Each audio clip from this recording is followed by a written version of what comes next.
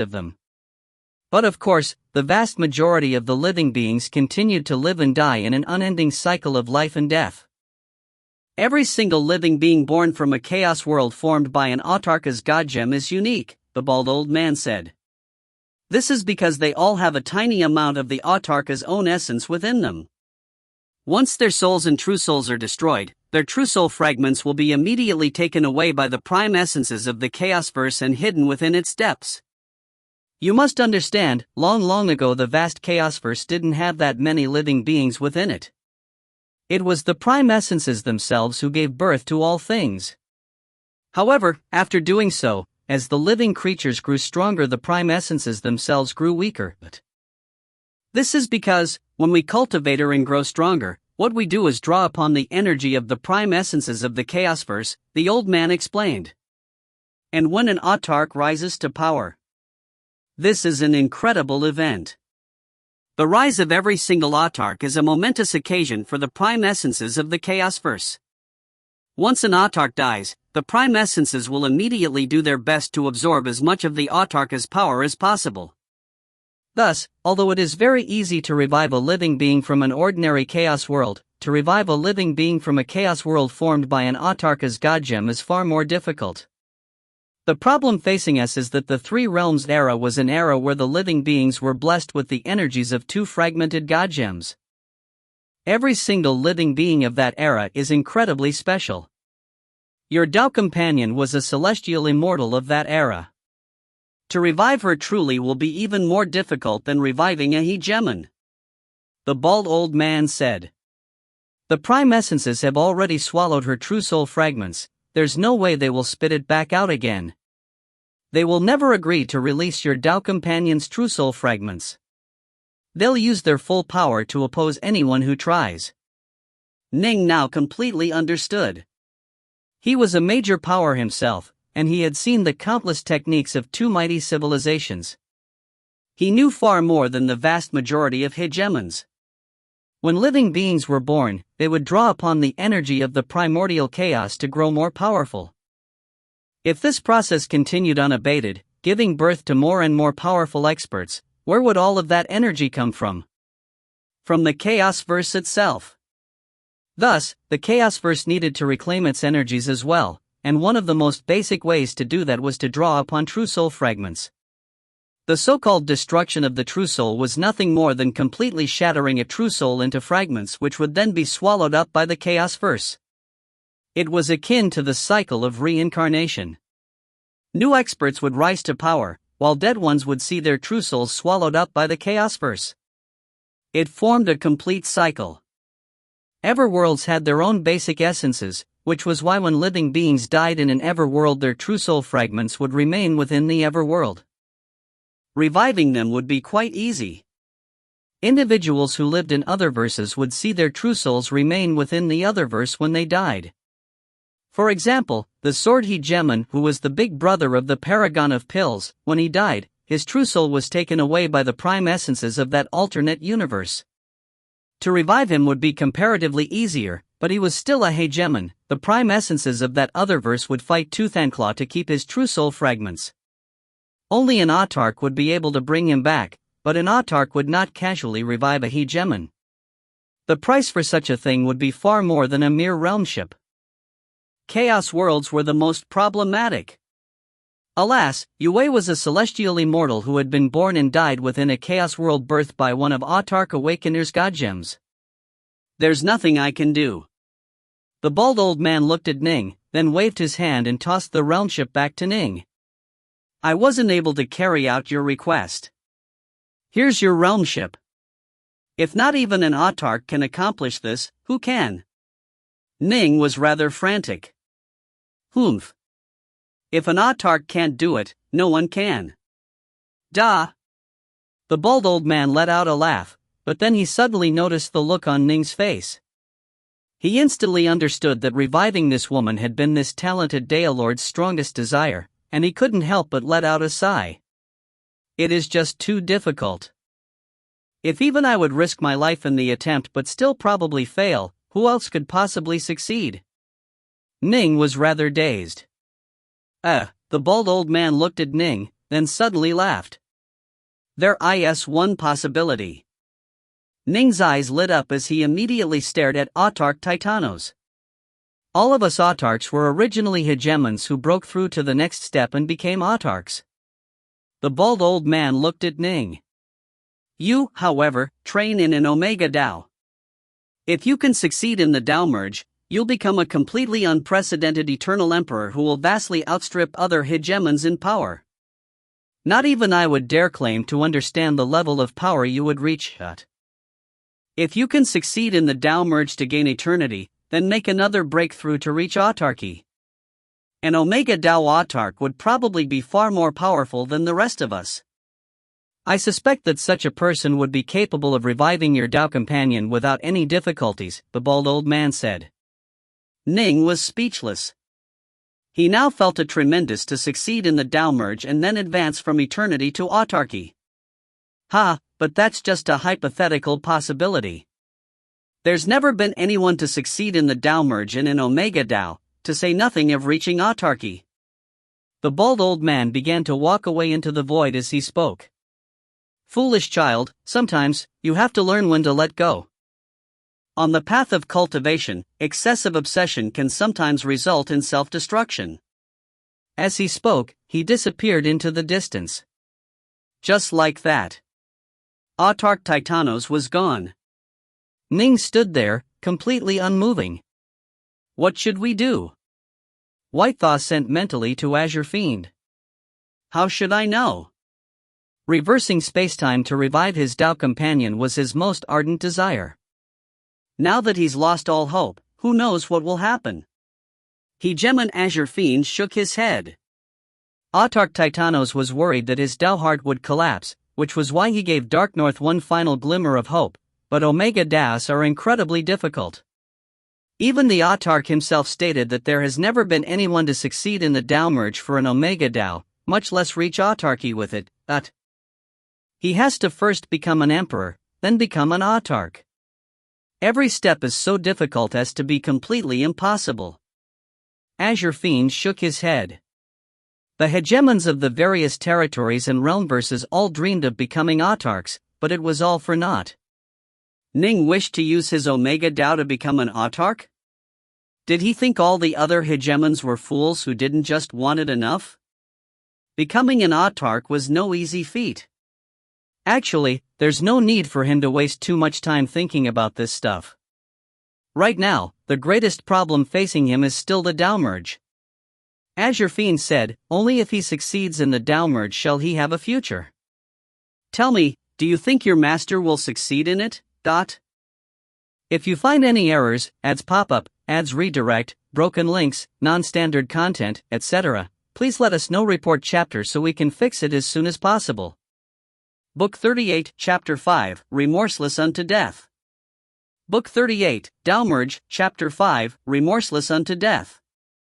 He can, Whitethaw said solemnly. I have faith in my master.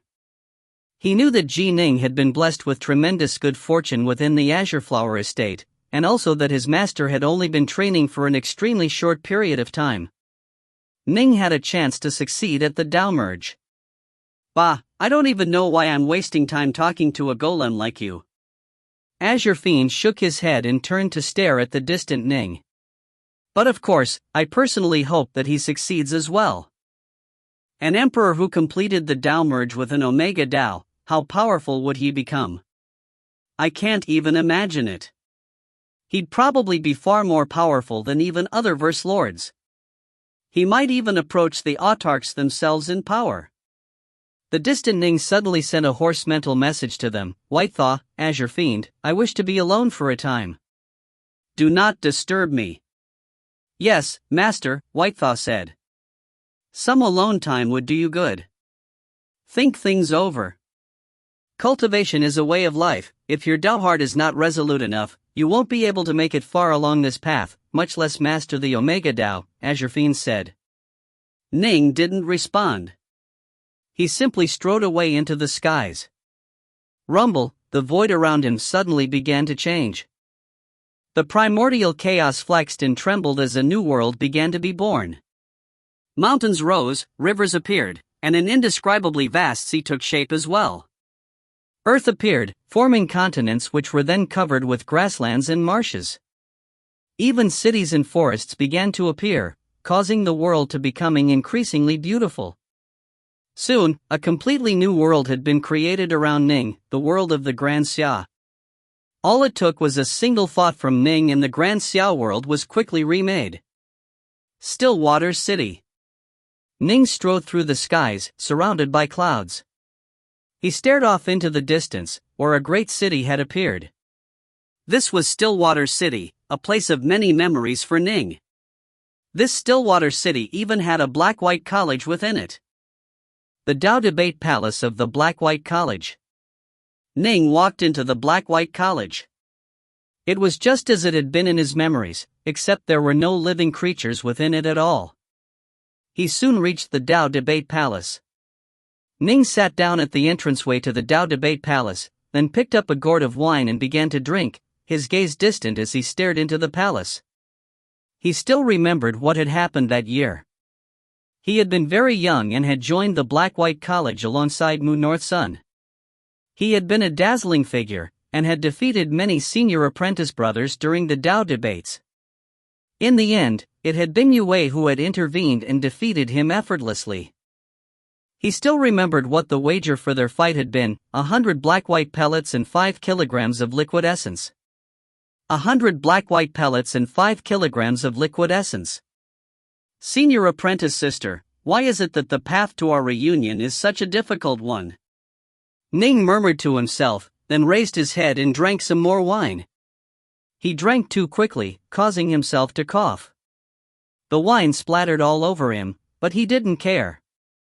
He wanted to give vent to his pain. He felt a sense of rage and resentment in his heart, a sense of pain which he had suppressed for too long. Why?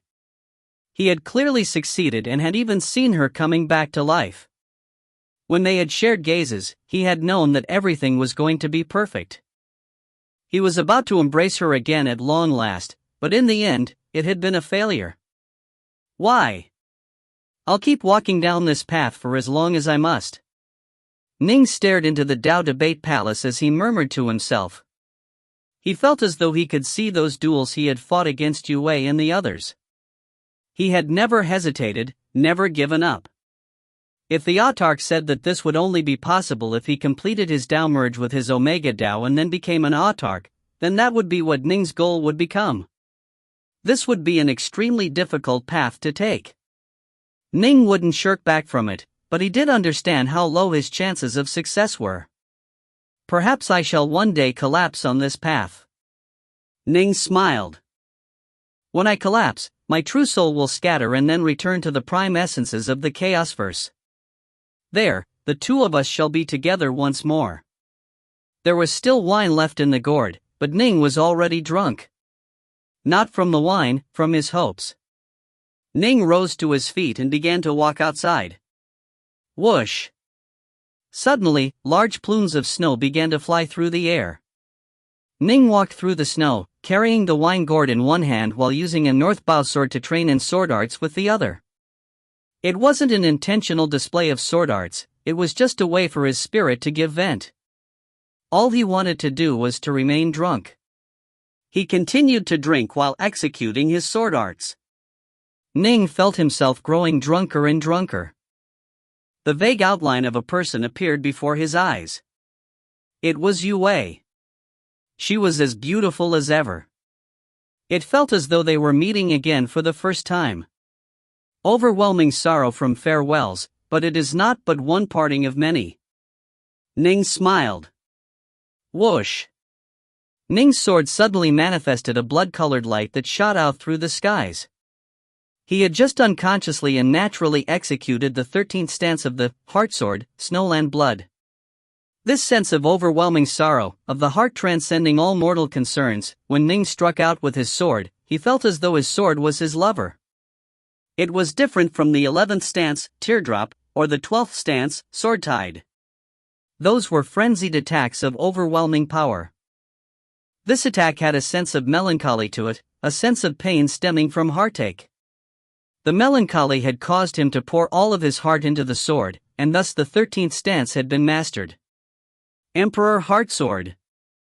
I wonder what sort of mental state you were in when you first created this 13th stance of the Heartsword, Snowland Blood.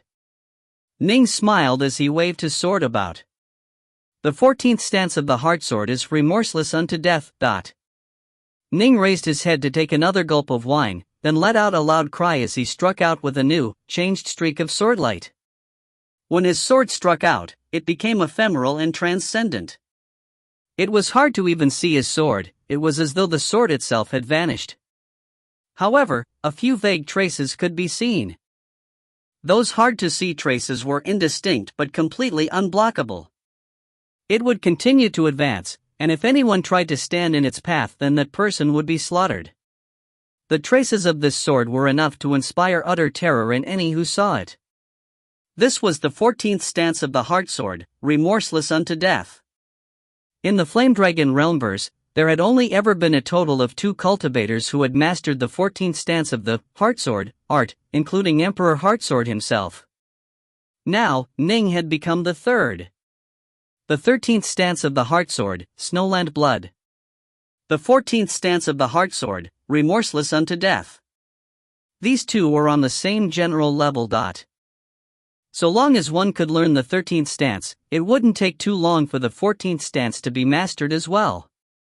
Emperor Heartsword's experiences truly had been remarkable. Although he had different experiences than Ning, they had reached a very similar mental state.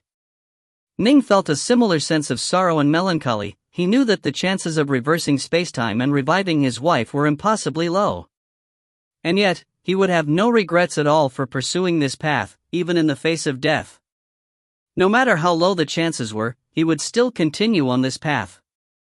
Ning danced with the sword as snow flew around him. Slowly, the skies turned dark. Ning lay down on the snowy ground and went to sleep. It had been a long, long time since he had slumbered. The snow and the darkness, these were nothing more than reflections of his mental state.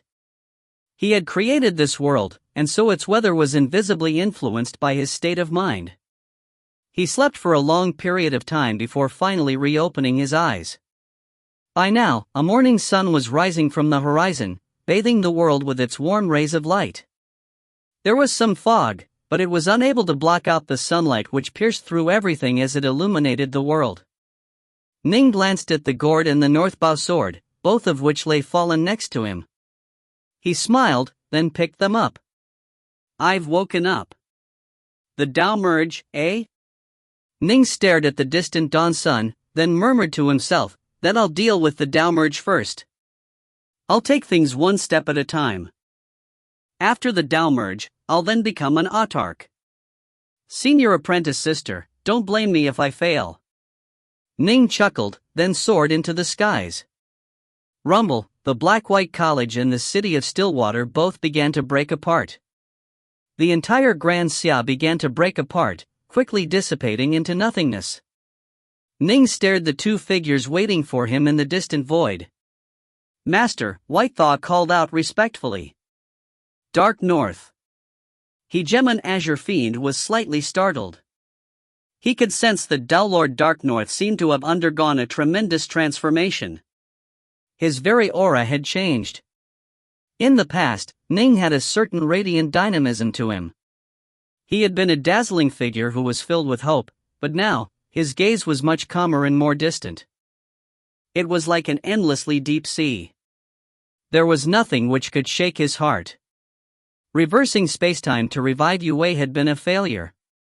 All of that was over now, and he only had one thought in his mind, to continue walking his path of cultivation with no remorse and no regrets, unto death itself. Either he would succeed in reuniting with Yue, or he would fail and die, reuniting with her in the prime essences of the Chaosverse. "Azure Fiend, do you think I'll succeed in the Tao merge?"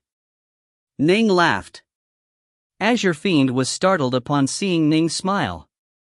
He immediately said, "It'll be extremely hard, but then again, the number of people who became Tao Lords of the fourth step via an Omega Tao is minuscule. The fact that they failed doesn't mean you will fail as well, Dark North." "Just so." Ning laughed. "But you are too stubborn and attached. Remember what Autarch Titanos said, excessive obsession can result in self-destruction, Azure Fiend said. Ning nodded and smiled. But you know, he left out part of the saying. The full saying is, excessive obsession can result in great accomplishments, but it can also result in self-destruction. I have the feeling that I'm the type who will have great accomplishments. If you find any errors, ads pop up, ads redirect, broken links, non-standard content, etc., please let us know. Report chapter so we can fix it as soon as possible. Book 38, Chapter 6, Ice Peak Army. Book 38, Downmerge, Chapter 6, Ice Peak Army. I also believe that you'll accomplish great things. Azure Fiend looked at Ning approvingly. He knew that some cultivators with deep obsessions who suffered setbacks would be so damaged by them that their Dao hearts could crumble. This wasn't rare. Even Autarch Titanos had been worried that this dazzlingly talented Dao Lord would perish out of despair, which was why he voiced that final possibility of using an Omega Dao to become an Autarch. However, everyone knew how remote those chances were. I wish to remain in the three realms for a period of time, Ning said. After I have fully mastered those formations, I'll return to the Jadefire realm. The Flamewing God was in a state of slumber. To such a creature, a nap lasting 1 or 2 chaos cycles was nothing special at all. In the end, Ning would have to rely on his primal twin in the Azure Flower estate to unlock those formations. As you desire, Azure Fiend smiled. I'm going to spend some time wandering your homeland as well. It has been quite some time since I've experienced the mortal life. Ning nodded. Remember, you are not permitted to kill. Then what if someone tries to bully me? Azure Fiend stared. Capture them first. You can kill them if I give the nod, Ning said. He refused to allow a hegemon to run wild within his homeland. Fine. As you insist. Azure Fiend felt quite helpless. As a retainer, he had to obey orders. Ning chuckled, then began to walk towards the Three Realms domain with White Thaw behind him. The Three Realms domain referred to the region of 3,900 Chaos Worlds which had been established by Ning, Subhoodie, Windfiend, and the other major powers. How beautiful! Ning stared at the thousands of Chaos Worlds that were organized into that enormous triangular formation. They were like a host of flickering stars in the sky, glowing with dazzling light. Ning nodded slowly. Later, it'll be time to further perfect this formation. Stabilizing the Three Realms domain was a long-term endeavor. A territory that was extremely far away from the Flame Dragon realmverse. Whoosh! Whoosh! Whoosh! An endless black fog had spread out to cover a deep chasm, and at the bottom of the chasm was the residence of a famed Otherverse lord known as Lord Skyjade. Swoosh! Swoosh! An enormous tear in space appeared above the abyss, with 3 towering figures exiting the tear. They were all onyx humanoids with icy expressions on their faces. Unlike ordinary humanoids, their bodies were covered with strange silver-white diagrams. Just standing in the air above the abyss, they emanated an endless aura of cold that swept out and caused even the endless black mist below them to freeze over. We finally arrived. The 3 onyx humanoids all smiled slightly. Lord Skyjade, come out and meet with us, one of the onyx humanoids called out loudly. His voice boomed out, echoing into the abyss deep within them. Swoosh! A man dressed in dark golden robes walked out from the abyss, emanating an aura of endless might which suppressed the freezing cold. Lord Skyjade had handsome features and an extraordinary aura. He was the master of this realmverse and a nearby Otherverse, making him far superior to ordinary Otherverse lords. Oof! Why have you sought me out? Lord Skyjade's voice held a tinge of distaste, but he managed to suppress much of his anger as he spoke. What's wrong, Lord Skyjade? Do you detest the Ice Peak army? One of the onyx humanoids mocked. If you don't wish to speak with us and wish to put on airs in front of us, we can have our general, Lord Wolf, come and speak to you instead, another onyx humanoid said. Lord Skyjade frowned. He did feel a great deal of trepidation when dealing with the legendary Ice Peak army. Cut the crap. What do you want, exactly, dot? While the three of us were out adventuring, we suddenly heard word of a distant place known as the Flame Dragon Realmverse. Supposedly, an incredibly talented Dowlord has managed to procure a realm ship. Alas, as you might know, our Ice Peak army is extremely powerful and has multiple realm ships, but our General Lord Wolf doesn't have one despite his incredible power.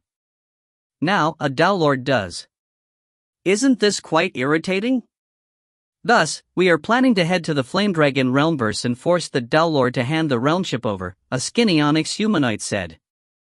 I heard that the Ice Peak army has a total of 5 realm ships, while your General Lord Wolf is incredibly strong. Why doesn't he have a realm ship to call his own? Lord Skyjade feigns surprise. Oof. The 3 onyx humanoids snorted, not wanting to explain. Clearly, even the mighty Ice Peak army had its own internal squabbles. Lord Skyjade, we've come here to ask you to help send us to the Flame Dragon Realmverse, a muscular onyx humanoid said. The Flame Dragon Realmverse is too far away. It would take us far longer than tens of millions of chaos cycles to reach it if we were to fly towards it. Dowlords have short lives, we don't have the time to waste. The Flame Dragon Realmverse? I don't have a realm ship. Lord Skyjade shook his head. Are you actually expecting me to use up the energy of my other verse to send you there?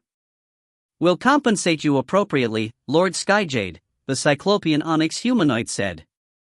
Although they were extraordinary figures of great power, they still had to show a basic level of courtesy to an Otherverse lord. You wish for me to take you all the way to the distant Flame Dragon Realmverse? That's far too exhausting. Lord Skyjade shook his head. How about this? I'll ask one of my friends who has a realm ship to help you out and take you to the Flame Dragon Realmverse, but of course you'll have to compensate him as well. Naturally. Understood, the 3 onyx humanoids said. Lord Skyjade remained quite displeased. He was an exalted Otherverse lords, normal hegemons had to treat him with great respect.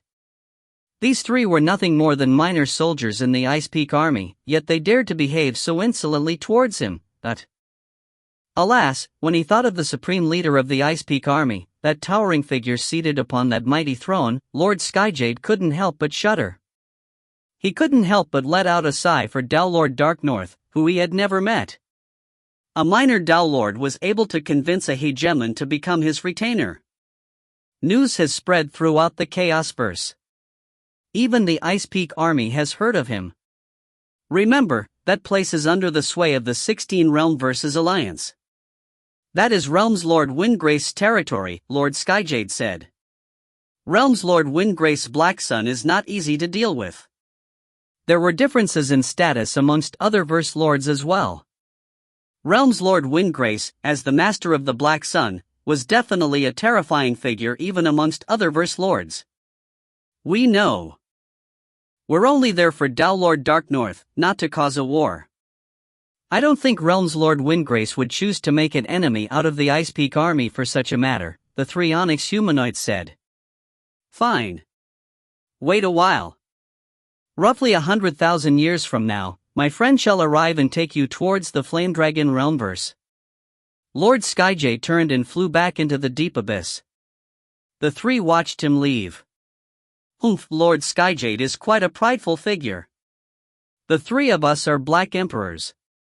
If we worked together, he wouldn't be able to do anything to us even though he is an Otherverse lord. The only reason he dares to behave so arrogantly before the Ice Peak army is because he can hide within his Otherverse whenever he pleases. All 3 of them were rather disdainful towards him. Oh, right. Realms Lord Windgrace of the 16 Realmverses Alliance is not a man to be trifled with. This won't be a problem, will it? The muscular onyx humanoid frowned as he spoke. Don't worry. Old man Windgrace is a clever fellow. He wouldn't dare launch an actual war against the Ice Peak army. He's all by himself, while we have an entire host of hegemons on our side, as well as His Majesty. Oof. So long as we don't go too far and merely act against that Tao Lord, this won't cause too much of a stir. Realms Lord Windgrace knows his limits. Agreed. Time flowed on. In the blink of an eye, 10 million years had gone by, and a realm ship finally reached the Flame Dragon realmverse. Thank you, Hegemon Thunderstar. Wait for us here, just in case, but we don't think a mere Tao Lord would dare to go against our will. He'll probably hand the realm ship over to us, and so we'll probably just fly back in the realm ship without needing to trouble you again. The 3 Onyx humanoids flew towards the Flame Dragon realmverse. Hegemon Thunderstar had become a Hegemon via the Tao of Thunder. He was terrifyingly fast and an extremely famous figure. Emperors will bide their time, but Tao Lords are different. They have such short lives that they are usually quite temperamental, Hegemon Thunderstar said with a laugh. Given that he has Hegemon Azure Fiend as a retainer, if he really does fight back and chooses to hide within Hegemon Azure Fiend's estate world, you won't necessarily be able to win the realm ship from him. We trust he wouldn't dare to make enemies out of us. The 3 Onyx humanoids were quite confident in their chances. As for Hegemon Thunderstar, he secretly smirked. The vast majority of the supreme powers of the Chaosverse all disliked the Ice Peak army. It was, however, an extremely formidable force, and so even other verse lords were forced to give way before them. If you find any errors, ads pop up, ads redirect, broken links, non-standard content, etc., please let us know. Report chapter so we can fix it as soon as possible. Book 38, Chapter 7, The Lonely King. Book 38, Tao Merge, Chapter 7, The Lonely King. The Flame Dragon Realmverse. Vast Heaven Territory. Within the Vast Heaven Everworld. Whoosh! An enormous tear in space appeared, with 3 towering onyx humanoids emerging from within it. Each of them radiated auras of tremendous power that showed them to be at the Hegemon level. That is Vast Heaven Palace, one of the onyx humanoids said. Thankfully, Hegemon Winterflame has long ago spread word regarding Tao Lord Dark North. Otherwise, we wouldn't have been able to acquire such detailed information regarding him with such ease, the skinny onyx humanoid said with a laugh. I hear that Hegemon Winterflame remains trapped within the Jadefire realm. That's why he hates Tao Lord Dark North so much. However, the Jadefire realm truly is a terrifying place. Not even the 3 of us would dare to barge into it, only the general himself would dare to do such a thing. However, I trust Tao Lord Dark North will be wise enough not to fight us head-on. The 3 onyx humanoids flew through the skies towards Vast Heaven Palace. Within Vast Heaven Palace, Tao Lord Pilsaint was working on his alchemy, while Su Yuji, Ning, and Soul Sky were both watching. I can smell the fragrance of the pill, Su Yuji said eagerly. Crack! Sizzle! Pop! The flames continued to sizzle away at the alchemy pot as Pilsaint focused all of his efforts on controlling the fire. Not bad. The nearby Ning nodded. Pilsaint is getting to be increasingly impressive in the Tao of alchemy. He can now be considered a legendary grandmaster in alchemy in the Endless Territories. I have to admit, I'm far from being a match for him. Master, that's because you didn't put any effort into alchemy, Su Yuji immediately rebutted. In her mind, Ning was the most talented in every aspect. In truth, Ning was at such a high level of enlightenment with regards to the Tao that he had reached incredible heights in both the Tao of formations and the Tao of fire. In truth, he was better at controlling the alchemical flame than Pilsaint, but he lacked experience with regards to understanding how the medicinal properties of the various materials were mixed together. This required countless trials and experience. Boom! Suddenly, a terrifying wave of power swept across the area. Bang!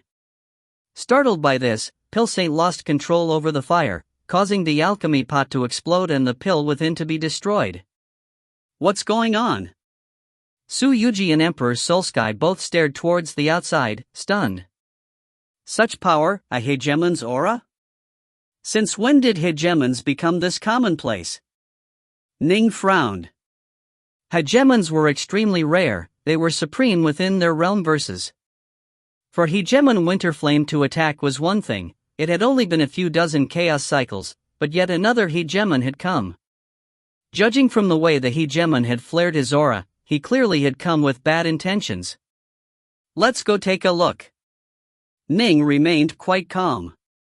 With a swoosh, he flew into the skies with Emperor's Soul Sky flying right behind him. The two flew into the air of Vast Heaven Palace and stared outside. Ning's face immediately turned solemn. There were three towering figures standing in the air, and their bodies were not of cultivators but the onyx humanoids he had encountered in the past. There were three of them.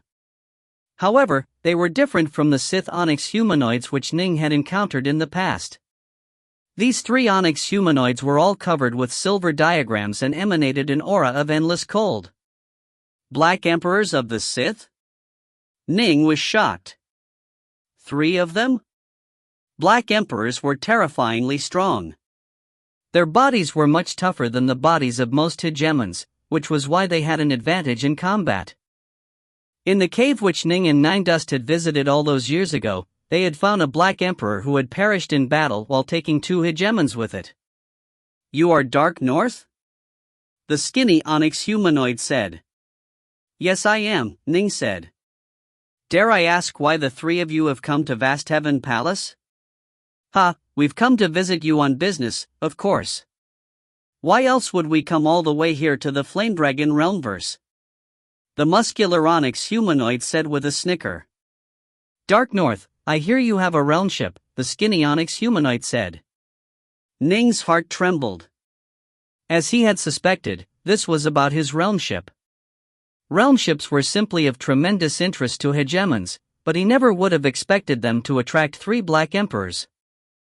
Still, he hadn't feared even an entire host of hegemons from the 16 Realm versus Alliance. Why would he fear these 3 onyx humanoids? So what if I do? So what if I don't? Ning asked. You dare act with such arrogance to our face? Quite bold. A cold light flashed through the skinny onyx humanoid's eyes. Poof. If you do have it, hand it over and we'll spare your life. If you don't have it, then you are useless to us and shall die right now. Hand over the realm ship, the cyclopean onyx humanoid commanded coldly. If you don't hand it over, everyone connected to you will perish. Up. A tear in space appeared off in the distance. The 3 onyx humanoids all turned to look, only to see an ancient realm ship fly out of the tear. The realm ship. They immediately revealed looks of delight. Ha, the kid's pretty straightforward. Not bad, not bad. You are a smart boy.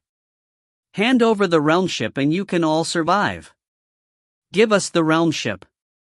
The 3 onyx humanoids nodded approvingly at this. They had acquired quite a bit of intelligence regarding Ning and knew that he wasn't easy to deal with. If Lord Dark North had chosen to remain hidden within the Jadefire realm, there would have been nothing they could do. Their only option would have been to ask their general, Lord Wolf, to intervene. But if they did that, they wouldn't have rendered any real merits to the organization. Given that this Lord had hegemon Azure Fiend by his side, if he wanted to flee and hide there really wouldn't have been much they could do to him. If Ning was willing to hand it over, though, they would be so magnanimous as to spare his life. Whoosh!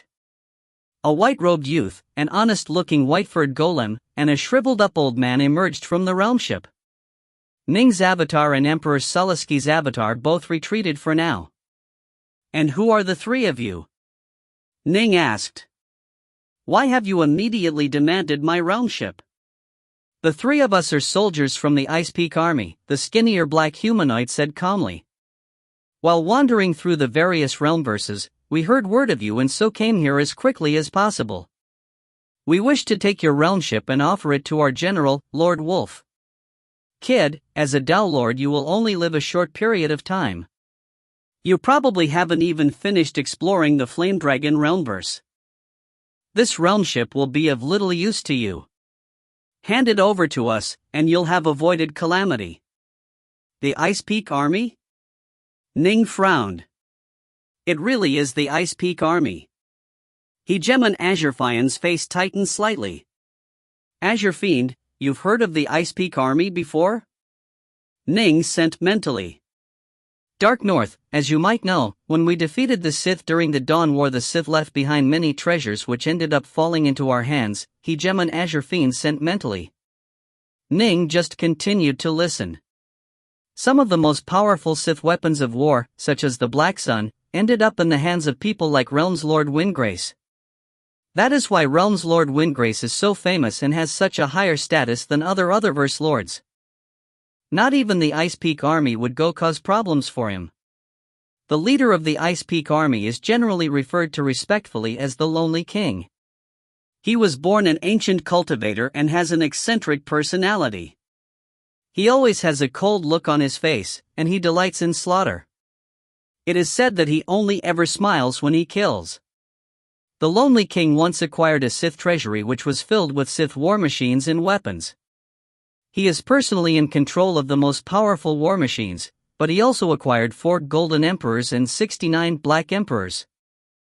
He used one of them to undergo the ritual sacrificium to become a Golden Emperor, while allowing 3 hegemons who joined him to do the same. Over the course of countless years, he allowed some of his Eternal Emperors to be transformed into Black Emperors. As a result, he now has a terrifyingly powerful army under his control, with him at the lead. This army is named the Ice Peak Army. Although the name sounds rather ordinary, it is legendary for its savagery. It will battle to the death anyone who offends the Lonely King. They've caused many great wars and have even destroyed an Otherverse, causing 3 Otherverse lords to die by their hands. But of course, they suffered certain losses during those wars as well. Supposedly, they now only have 61 Black Emperors left, but Ning was stunned upon hearing this. Even 3 Otherverse lords had died by their hands? Aren't Otherverse lords able to hide within their alternate universes? Ning couldn't help but ask, doesn't that mean they had to destroy the entire alternate universe? There are 2 supremely powerful war machines publicly acknowledged to be under the Lonely King's control. One of them can be instantly activated, which was why 2 of the Otherverse lords were slain before they even had a chance to run, Azure Fiend sent mentally. The third managed to hide within his Otherverse, but the enraged Lonely King continued his pursuit into the Otherverse. No one knows what exactly happened inside it, but the end result was that the Otherverse was completely destroyed and the Otherverse lord died. It was that battle which truly allowed the Lonely King to rise to fame and for the Ice Peak army to become known as one of the most terrifyingly powerful organizations in the Chaosverse. If you find any errors, ads pop up, ads redirect, broken links, non-standard content, etc., please let us know. Report chapter so we can fix it as soon as possible. Book 38, Chapter 8, Ning battles Black Emperors. Book 38, Downmerge, Chapter 8, Ning battles Black Emperors. An Otherverse lord had escaped into his Otherverse, yet had still been killed and his entire Otherverse had been destroyed. Azure Fiend sent a mental sigh. That is why everyone suspects that in addition to the 2 war machines the Lonely King has made public, he should also have a 3rd Sith war machine of incredible power. Thus, Dark North. I really do urge you to reconsider how you wish to treat the Ice Peak army. They aren't easy to deal with. I'm a solitary wanderer who doesn't have that many treasures, and so the Ice Peak army won't expend too much resources on hunting me down, but you, Dark North, have a realmship. The Ice Peak army isn't going to just give up. Azure Fiend was quite a proud man, but he felt that Ning had to consider what was best for his sect and his homeland. Azure Fiend, aside from the Lonely King, do the other 3 Golden Emperors of the Ice Peak army have especially powerful war machines? Ning asked. They do not. Azure Fiend's response was quite succinct. The Ice Peak army has caused quite a few wars, but I've never heard of the 3 Golden Emperors employing any war machines of repute. Ning let out a sigh secretly. Given how exalted the Lonely King was, he wouldn't go so far as to act against a Dowlord for the sake of a mere realmship. Oh, right. The Flamewing God versus the Lonely King, which should be stronger? Ning asked mentally. He had his own thoughts, but Azure Fiend had been alive for much longer and had seen many things. Hard to say who is stronger. Flamewing is just a bit too dumb. It was born with tremendous vitality and has a virtually indestructible body, but other verse lords should be able to stay alive against him, Azure Fiend said. The Lonely King, however, is different. He's able to use war machines and is thus a greater threat. What if Flamewing fights the Lonely King? Ning asked mentally. Flamewing won't be able to kill the Lonely King, but there's no way the Lonely King would be able to kill Flamewing. I've been alive for an extremely long period of time, but I've never heard of any major power who was capable of subduing a chaos primordial, save for the autarchs themselves. Kill one? Impossible, Azure Fiend sent mentally. Dark North, as you know, the most powerful members of the Sith race were their exalts, and it took 3 of them in order to capture Flamewing, and it remained completely unharmed. Amongst cultivators, everyone knows that only autarchs are capable of killing chaos primordials. Good to know. Ning came to a decision. Based on the information he had, he also felt confident that no one save for an autarch would be able to kill Flamewing. Perhaps the Sith during their glory days were capable of capturing chaos primordials when they sent out their most powerful members, and perhaps they might even be able to kill chaos primordials via their unique technology, but the Sith were dust. Although the Lonely King was terrifyingly strong, he had merely gained access to a single war machine treasury the Sith had left behind. What do you plan to do? Azure Fiend sent back. Azure Fiend, will you be frightened if I refuse them? Ning sent mentally. Azure Fiend glanced at Ning, rather surprised. I'm a solitary hegemon who wanders alone. What do I have to be afraid of? Have you really decided? Yes. I'm confident in my chances. Ning nodded. The 3 Onyx humanoids simply stood there and waited as Ning and hegemon Azure Fiend spoke mentally to each other. They were in no rush. They could tell that Dark North and Azure Fiend were discussing this matter. They felt that once this weak Dowlord learned the truth of the Ice Peak Army's might, he would make the wise choice. So do you know a bit more about the Ice Peak Army now? The skinny Onyx humanoid looked at Ning. I'm a Dowlord who is unlearned compared to my hegemonic peers. I've only heard of you for the first time today. Impressive, truly impressive, Ning said. Cut the crap. The Cyclopean Onyx humanoid was growing a bit impatient. Frowning, he barked out, hurry up and hand over the realm ship. Otherwise, we're going to attack. When that happens, both you and your sect shall both perish. He had long ago grown accustomed to acting as he pleased. He had originally been a fairly powerful Eternal Emperor, and after he underwent the ritual sacrificium to become a member of the Ice Peak Army, he had received deference from even hegemons and other verse lords, all of whom feared the Ice Peak Army's reputation. Originally, his greatest worry was that this Dowlord would cause trouble due to the Daelord's ignorance of the Peak Army's might. That was why he had held back. But now, he was naturally going to press hard. Ning stood there, flanked by Azure Fiend and Whitethaw. I don't wish to make an enemy out of the Ice Peak Army, and I'm not qualified to do that either. However, realm ships are incredibly precious. You wish for me to simply hand it over for nothing? I might be a mere Dowlord, but I have my pride. Ning smiled.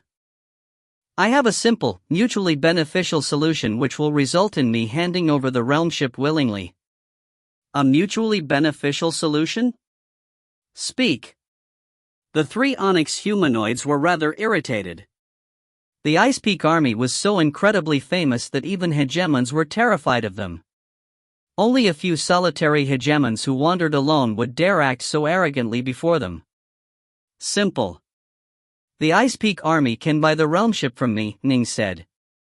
Buy? The 3 Onyx humanoids exchanged a glance. Very well. This estate world of mine has quite a few treasures inside.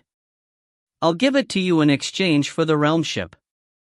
The skinny Onyx humanoid casually handed over a golden palm-sized disc which was actually an estate treasure.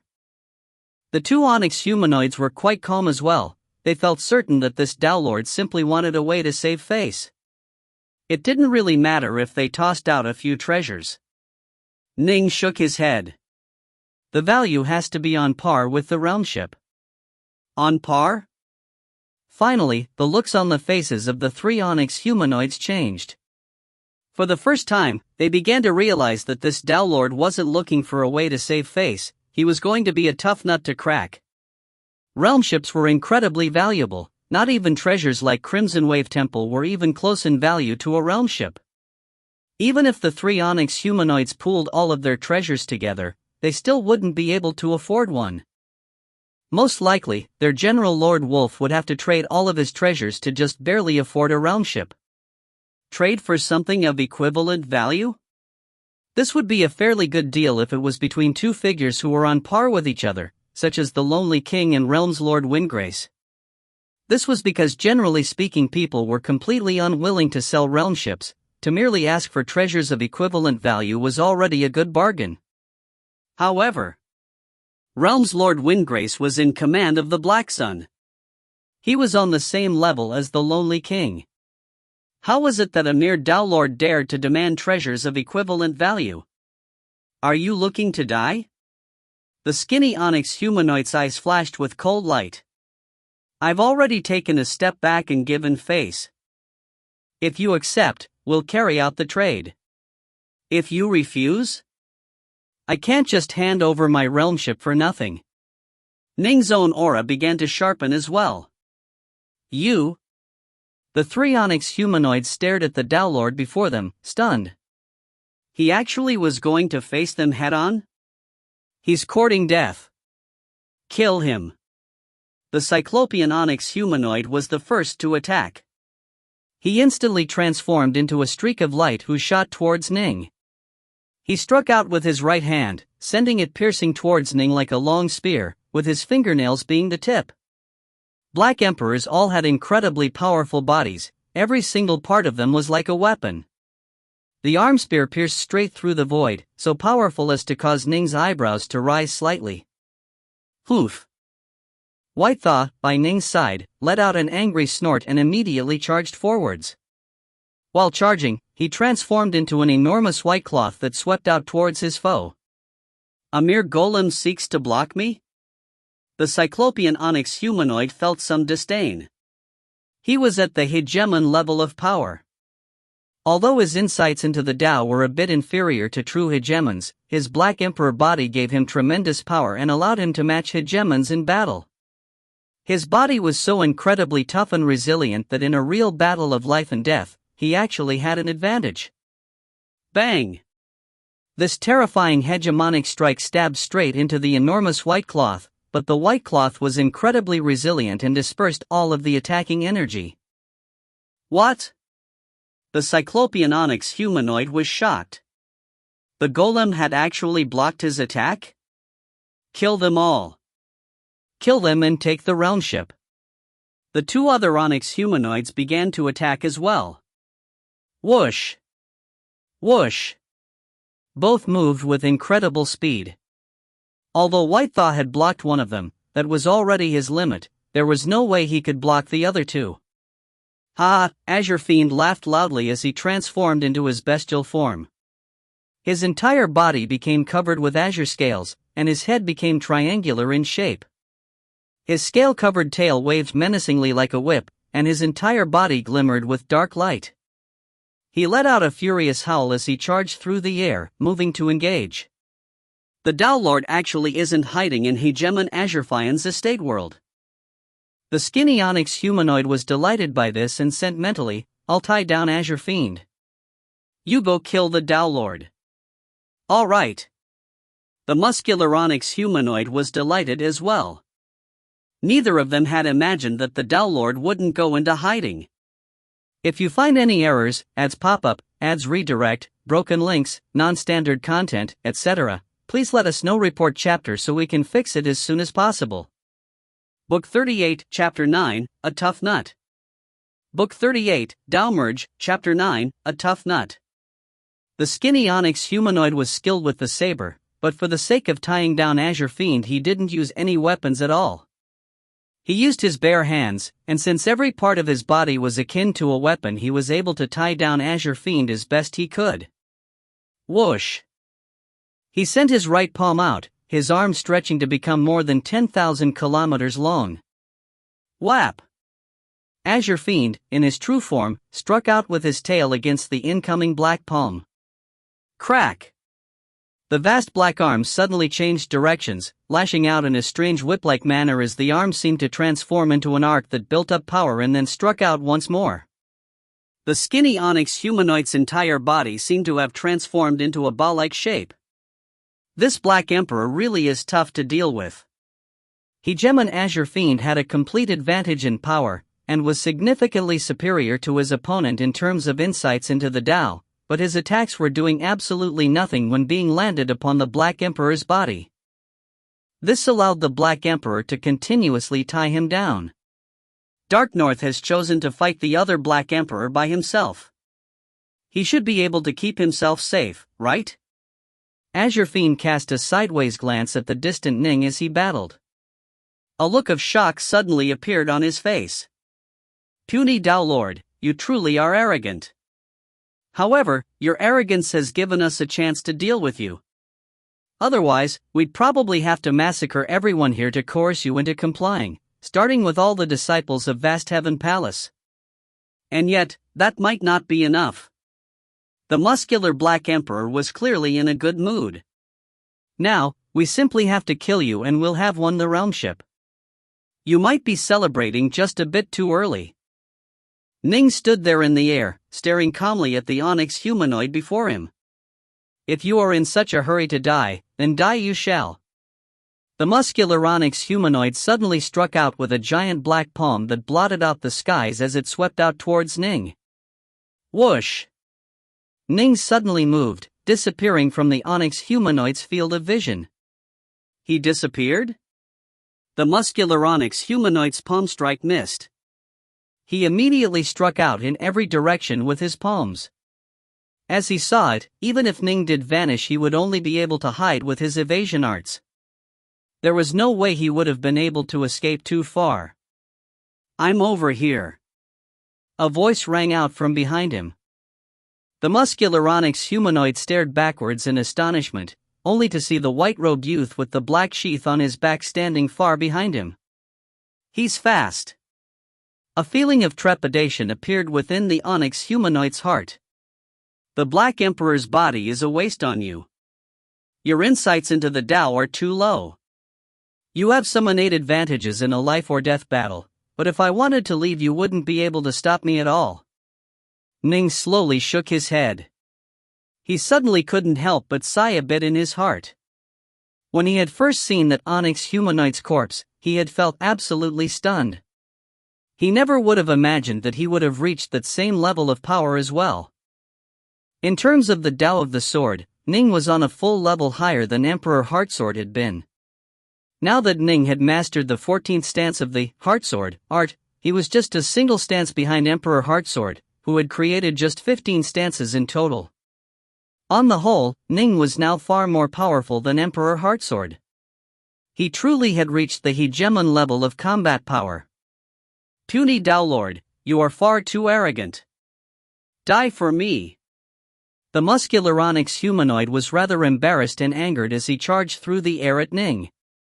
Each step he took caused the void around him to shudder as he once more struck out furiously with his giant palms. Swoosh! Ning moved again.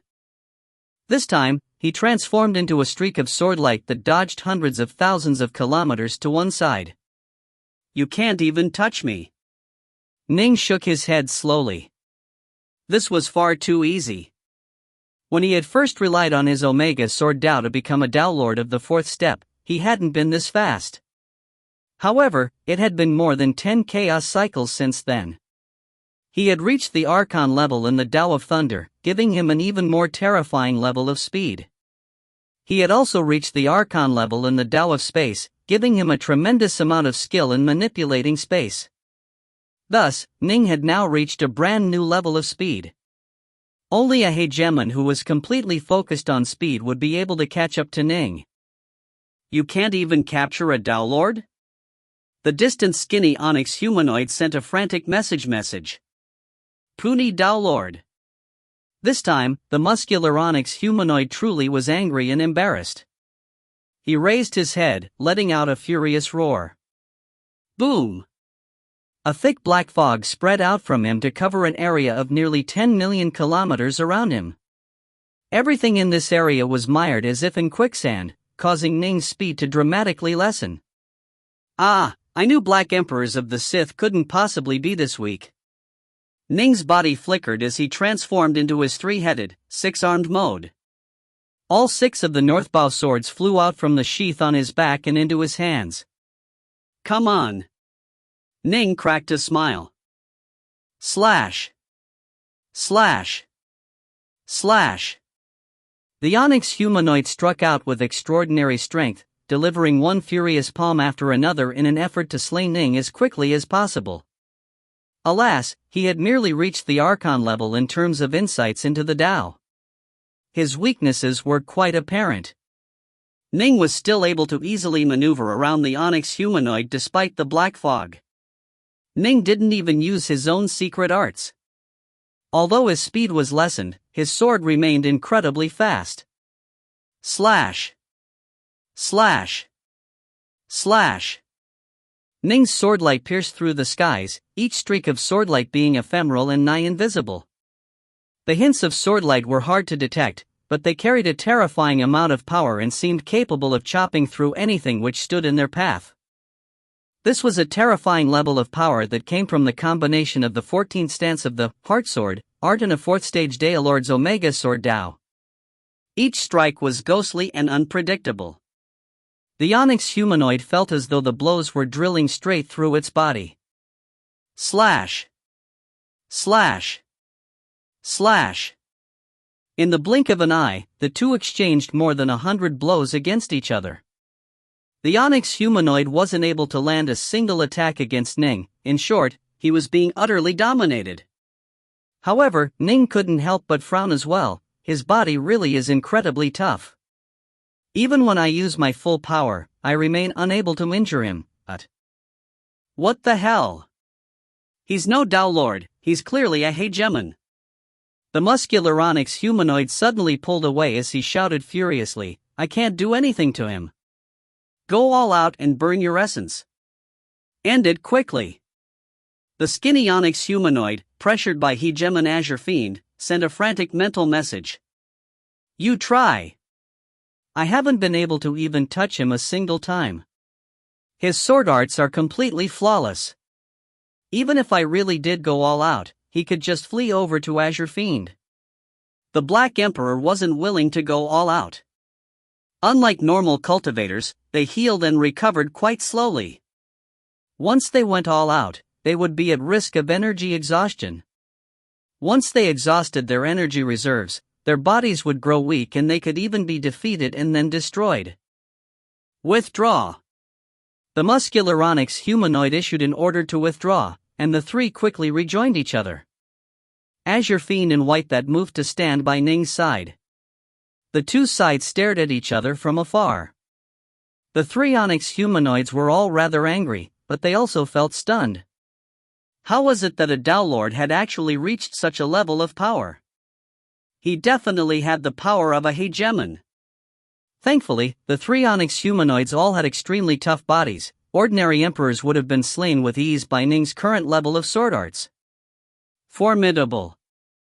I truly do admire you, for a Dao Lord like yourself to have reached such a level of power. The skinny onyx humanoid stared at Ning. However, are you absolutely sure that you wish to become an enemy of the Ice Peak Army? I do not wish to become an enemy of the Ice Peak Army. However, there is no way I'll hand over a realmship for nothing. Ning shook his head. Bold. These actions, however, are tantamount to declaring us your enemy. The skinny onyx humanoid laughed coldly. I'll give you one more chance. Hand over the realmship. Otherwise, we'll have no choice but to go ahead to report to our superiors that you are being defiant. In the end, the result shall be your death. Ning just smiled. Very well then. They saw the look on Ning's face. The skinny onyx humanoid barked, "Let's go. Next time we come, we'll kill them all. Let's go." The three onyx humanoids immediately entered the spatial rift, vanishing without a trace and leaving just Ning, Azure Fiend, and Whitethaw behind.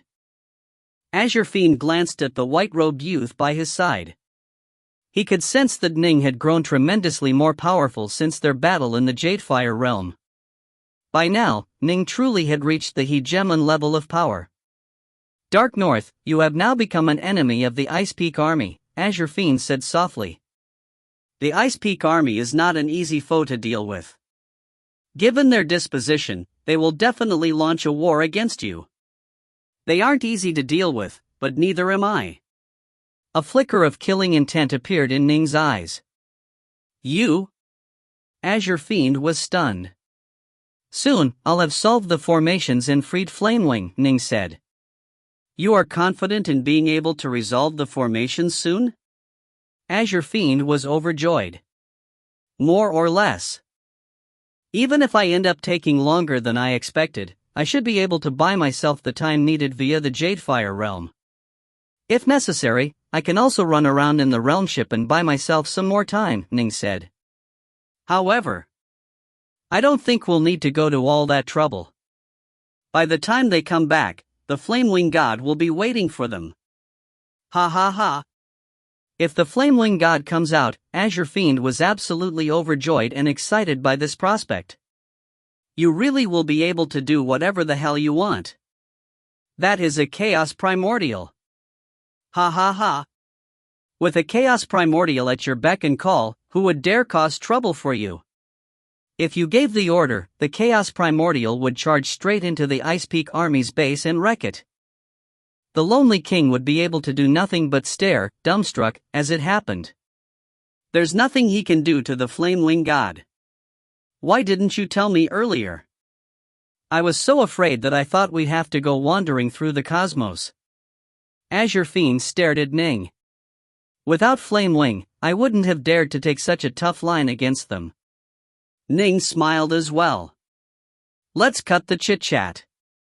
Starting today, I'm going to put all of my time and effort into solving the formations and breaking them as soon as possible.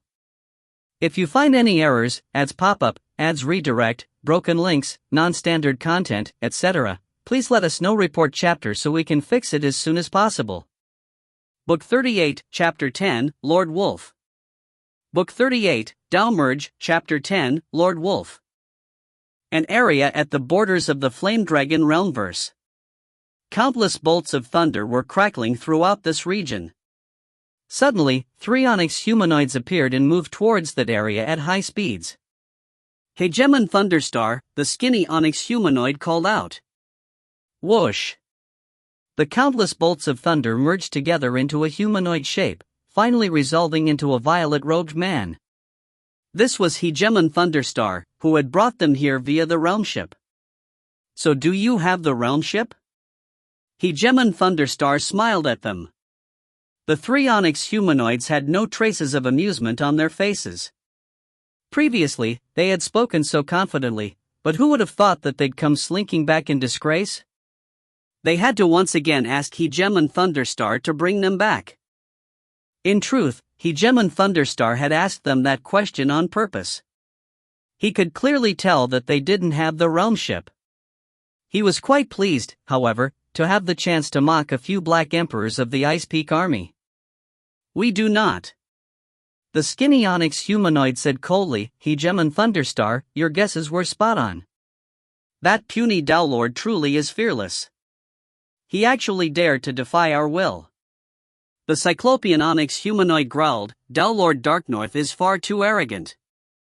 He actually dares to make an enemy out of the Ice Peak army. I'll definitely report this to the general." Poof. We ran all the way for nothing. In the end, we'll need to ask the general to personally intervene. He's definitely going to die, and that vast heaven whatever will be annihilated as well, We have to make sure that he regrets this. The muscular onyx humanoid was filled with a killing rage as well. Hegemon Thunderstar couldn't help but mutter beneath his breath. You failed in your attempts to take it by force, but you still act with such bravado. The Ice Peak army really did live up to its reputation. Who would have thought that Lord Darknorth truly was made of such stern stuff? Where to next? Hegemon Thunderstar asked. To the general's residence, Mount Doom, the skinny onyx humanoid said. And where is Mount Doom? Hegemon Thunderstar was puzzled. It is the general's estate within the Skywolf realmverse. The skinny onyx humanoid said rather unhappily. Hegemon Thunderstar, don't you know already? Hegemon Thunderstar didn't argue. He truly hadn't been to the Skywolf realmverse before, but he had heard that Lord Wolf's mountain was within the Skywolf realmverse. However, the true name of the place was Mount Doom. Lord Wolf's mountain was nothing more than a nickname for it. Come, I'll send you over there. Hegemon Thunderstar waved his hand, causing the realm ship to appear. We need to travel quickly. We need to report this to the general as soon as possible. Otherwise, I don't know how I'm going to get this taste out of my mouth, the muscular onyx humanoid said rather angrily. They had long ago grown accustomed to acting as they pleased. As a result, when they occasionally encountered someone who resisted them, they couldn't help but feel annoyed. In this case, the person in question was a mere Lord. This made them feel truly insulted. Alas, the Flame Dragon realmverse was incredibly far away from the Skywolf realmverse. There was no way for them to contact the Skywolf realmverse directly. Not even a Daelord's true body and primal twin would be able to sense each other from such a vast difference. One had to at least be an Archon-class Eternal Emperor with an incredibly powerful soul in order for your true body and primal twin to be able to sense each other from such a great distance. Alas, it was far too difficult to convince an Archon-class figure to follow them like a retainer. Most would prefer death to such a life of servitude. Whoosh! The realm ship tore through spacetime, departing at high speeds towards the Skywolf realmverse. 18 million years later. Hegemon Thunderstar's realm ship had finally reached the Skywolf territory. That over there is Mount Doom. The three Black Emperors stared from afar at the towering mountain that jutted within the void. Looks of delight were on their face. This was their base. Mount Doom was completely gray and covered with countless runes and patterns. At the very tip of Mount Doom was an area that glowed with blurry silver light. The silver light illuminated the beautiful palaces below. This was where Lord Wolf resided with his subordinates. General! General! General! The three Black Emperors called out loudly after exiting the realm ship, their voices echoing in the air above Mount Doom. Ah, Sealaw and the others are back. It is Brother Sealaw and the others. Figures began to fly out of Mount Doom. All of them were onyx humanoids, their bodies covered with silver diagrams and emanating auras of boundless cold. Hegemon Thunderstar couldn't help but mutter to himself. They had all been ordinary cultivators, but they had all chosen to undergo the ritual sacrificium. They had abandoned their bodies, becoming freakish creatures. Still, he understood that these Black Emperors had originally been fairly mediocre Eternal Emperors. Now that they were Black Emperors, they at least had hegemonic levels of power. What's that? Is that a realm ship? Is that our new realm ship? The Onyx figures all turned to stare at the distant realm ship. Realm ships were incredibly valuable, not even their general, Lord Wolf, had access to one. Hegemon Thunderstar had dared to come here because the three Onyx humanoids had long ago sworn lifeblood oaths guaranteeing his security. If they did not, all three of them would die. Hegemon Thunderstar was also certain that he would be able to escape safely. Cut the crap. Hurry up and take us to the general. Where is he? There's something important we need to report to him. What do you need to speak to me about? A cold voice rang out, followed by a golden figure emerging from the peak of Mount Doom. His entire body seemed to have been composed out of gold, and his body was similarly covered with silver diagrams. The aura emanating from him was so powerful that it vastly outstripped the auras of the Black Emperors serving him. He was one of the legendary Golden Emperors, someone who had undergone the most powerful ritual sacrificium the Sith had to offer. As for the so-called exalts, that level could only be reached through a mixture of cultivation and look. They were supreme amongst the Sith and were the most powerful members of the entire race.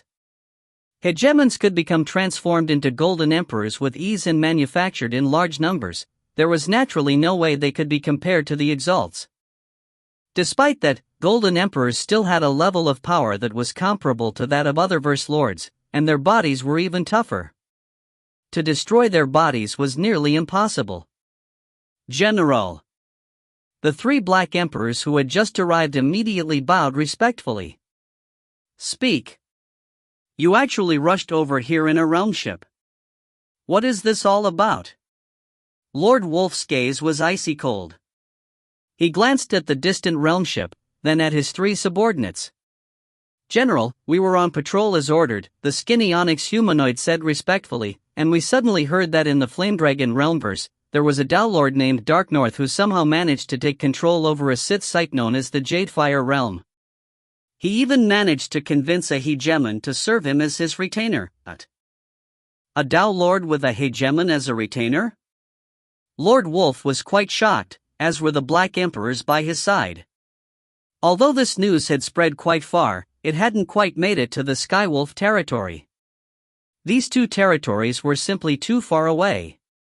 More importantly, Dowlord Darknorth actually has a realm ship. The skinny Black Emperor said hurriedly, the hegemons of the surrounding territories all wanted to take it from him, but in the end, he actually managed to use the Jadefire realm to take one of them under his control. Once we heard the news, we immediately traveled to the Flame Dragon realmverse. We wanted to force him to hand it over so that we could offer it to you, General. Lord Wolf narrowed his eyes as he continued to listen. But he actually refused. The skinny Black Emperor gritted his teeth and growled, he actually dared to refuse. We attacked him, but he was so incredibly powerful that he was at the hegemonic level of might. A Dowlord comparable to hegemons? No matter how calm Lord Wolf normally was, he couldn't help but feel stunned. He nodded slowly. It seems he must have mastered one of the legendary Omega Das, and has had some other lucky experiences as well. Even if he is a Dowlord who is comparable to a hegemon, he is still nothing compared to our Ice Peak army. Are you sure that he dares to make an enemy out of us? Yes. The skinny Black Emperor nodded, as did the other 2. The Cyclopean Black Emperor explained, he holds us in no regard at all. He actually dared to say that he was willing to give us the realm ship, but only for treasures of equivalent value. Does he have some sort of special status? Lord Wolf frowned. For example, is he an Autarchus disciple? The Flame Dragon realmverse should be under Realms Lord Windgrace's command. Could it be that he has some sort of connection to Realms Lord Windgrace? We haven't heard of him having any special status. He shouldn't be connected to Realms Lord Windgrace at all. Previously, he attracted an entire host of hegemons and emperors who attempted to kill him and take his realm ship, but Realms Lord Windgrace didn't intervene. Clearly, there isn't much of a relationship there. In the end, he only survived because he took control over the Jadefire realm, the skinny Black Emperor said. If he doesn't have some sort of special background, no Dowlord, no matter how monstrously talented, is anything more than an ant in the face of our Ice Peak army. Lord Wolf swept the 3 with his icy golden gaze, then turned to stare at the distant realm ship. If my guess is correct, it should be Hegemon Thunderstar in command of that realm ship. Thunderstar greets you, Lord Wolf. Hegemon Thunderstar flew out of the realm ship and bowed. I wish to lead my Black Emperors to the Flame Dragon realmverse. I'd like to trouble you to send us over there, Lord Wolf said. Of course, we'll make it worth your while. If you find any errors, ads pop up, ads redirect, broken links, non-standard content, etc., please let us know report chapter so we can fix it as soon as possible. Book 38, Chapter 11, Chain Weapons. Book 38, Downmerge, Chapter 11, Chain Weapons. Helping you make a trip is a minor matter, Hegemon Thunderstar said. The hegemons and emperors of the 16 Realmverses Alliance had been in a race against time to reach the Flamedragon Realmverse first, which was why they had all been forced to pay exorbitant prices. Going by normal prices, traveling the great distance from the Skywolf territory to the Flamedragon Realmverse was still going to be quite expensive, but it was nothing to someone like Lord Wolf, who had massacred and looted countless people. All Black Emperors, assemble and move out alongside me, Lord Wolf ordered. We are going to the Flamedragon Realmverse to take that realm ship. Acknowledged. Let's take that realm ship. A total of 9 Onyx humanoids flew out from Mount Doom by his side. Aside from their supreme leader, the Lonely King, the Ice Peak army only had a total of 3 generals. These 3 generals each commanded a total of 12 Black Emperors. Normally, they would each have 6 Black Emperors accompanying them. The other 6 would be assigned into 2 squads responsible for patrolling the Chaosverse. Once they heard anything important, they were to immediately come and report it to their general. The 3 generals and the Lonely King operated in the same way. They would have part of their soldiers with them, with the rest patrolling the Chaosverse on a long-term basis. This ensured that the Ice Peak army had a strong information network and was able to get involved in any of the momentous events within the Chaosverse on short notice. This time, Lord Wolf had the 3 returned patrolling Black Emperors and his 6 personal Black Emperors with him, making for a total of 9 Black Emperors. 1 Golden Emperor and 9 Black Emperors. A force like this is enough to massacre the Flamedragon Realmverse 10 times over. Hegemon Thunderstar mumbled to himself, all I'm doing is earning a bit of treasure by sending them over. Even if I declined, there would be other hegemons willing to help out. Dowlord Dark North, you are nothing more than a Dowlord, but you dare to make an enemy out of the Ice Peak army. I admire you for your courage, but the reason why the other major powers were unwilling to act as you do is because the consequences are too terrifying to bear. Hegemon Thunderstar couldn't help but sigh a bit. He felt as though he could see the end of the line for this genius Dowlord. Golden Emperors all were at the other verse lord level of power. 9 Black Emperors working in concert were equivalent in power to an Otherverse Lord as well. How could the Flamedragon Realmverse possibly withstand this level of power? The Flamedragon Realmverse remained as calm as always. Ning didn't make public the fact that he had faced off against 3 Black Emperors belonging to the Ice Peak army. There was no point. Hegemon Brightshore and the others wouldn't be of any use, and so it was best not to bother them about it. The Terror Star Sea. The Jadefire Realm. Dark North, it's been 20 million years. The Ice Peak army could arrive at any moment. How much longer is it going to take for you to break these formations? The skinny old man, Hegemon Azure Fiend, was seated in the lotus position on the Deepfire Blackstone floor, a frantic look on his face. I was just estimating the time earlier. Ning was standing atop the Flamewing God's back, focusing his efforts on the black chains in front of him. I wasn't exactly sure as to how long it would take for me to break these formations. I thought it would be quite fast, but I ran into a few problems. Don't be impatient and relax. The Ice Peak army hasn't even arrived yet. By the time they do arrive at the Jadefire realm, I'll first use its defenses to tie them down for quite some time. This is Lord Wolf we are talking about. He's supposedly a Golden Emperor with an entire group of Black Emperors serving him. Your flaming passageways won't be able to withstand a force like his, Hegemon Azure Fiend said hurriedly. Why don't we leave the Jadefire realm for now? Once you've fully mastered the formations, we can return here. Otherwise, we'll be caught here with nowhere to run. Just look at how freaked out you are. You are a Hegemon. Ning raised his head to glance sideways at Hegemon Azure Fiend. You look scared out of your mind. I'm just trying to be cautious, Azure Fiend immediately rebutted. Don't worry. The flaming passageways might not be able to kill them, but they'll definitely be able to slow them down. Ning smiled. When I'm in the flaming passageways, I'll be able to travel unimpeded. I can shake them off with ease and escape as I please. Ning no longer paid any further attention to Ozrafind, focusing all of his efforts on the countless formations covering the black chains before him. Although he had memorized them all long ago, when he viewed them in person and saw how the formations changed and flowed, it was still of some help to him. Time continued to flow on.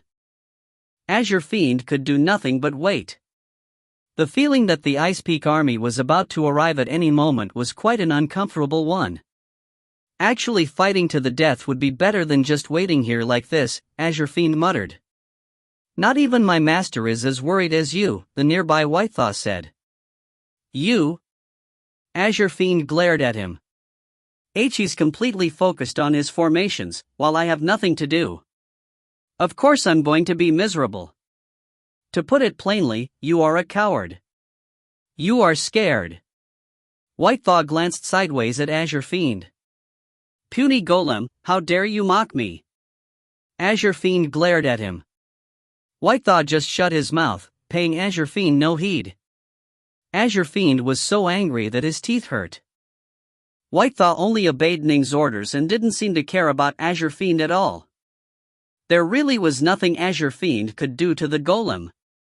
He might be able to completely dominate Whitethaw in a fight, but he wasn't able to actually injure Whitethaw. Ning's true body and primal twin were both consumed with their meditations. Countless formations were flashing through their minds, circulating non-stop and merging together. Some of the formations would then vanish, replaced by other formations. The art of formations relied heavily upon visualizations and divinations. This was why the Tao of formations was a legendarily complex one. Anyone capable of becoming a hegemon via the Tao of formations would definitely have a far higher level of status than ordinary hegemons. Whoosh! The countless formations were tweaked again and again. Suddenly, the black-robed Ning in the Azure Flower Estate and the white-robed Ning within the Hidden Room in the Jadefire Realm both opened their eyes. Their eyes were gleaming with shocking levels of light. I understand. Ning murmured softly, his voice filled with suppressed excitement. These Sith elders truly were incredible. They actually managed to use formations in such a manner. Even though I had all those Sith techniques to serve as references, it still took me an incredibly long period of time to understand and solve these formations. The more Ning researched the Sith, the more impressed he felt, even though he was currently just focusing on formations. No wonder the Sith had been so daring as to try and enslave all the cultivator civilizations.